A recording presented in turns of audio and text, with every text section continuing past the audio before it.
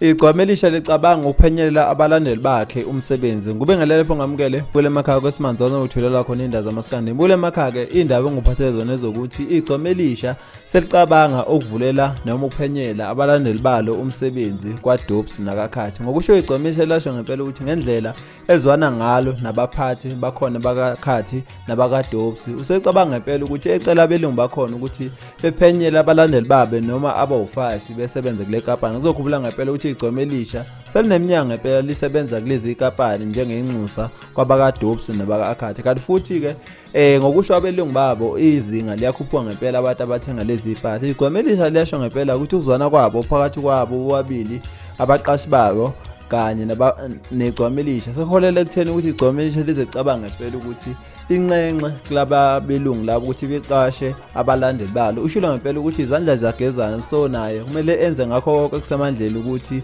abelungu bakwazi ukuthi beqashe abalandeli bakhe. Kule makhaya ke ngabe wena lezi indaba uzizwa kanjani? Ngoba abantu abaningi ngempela ke beshayela ihlombe lokho bathi inhleleto lezama igcokama ukuthi abantu njengoba xhasa igcokama kanje ngokuthenga impahla zakaDobes nakakhathi liphile nalo lizama ukuthi ngempela lisize abalandeli balo abakwazi ukuthi bekhiphe imali zabo zokugcina bothenga lezi impahla zakakhathi nakaDobes. Mbule makhaya ke izona indaba engithenga phathela zona isikhathi samanje ake hlangane futhi ngokuzayo. Siyabonga.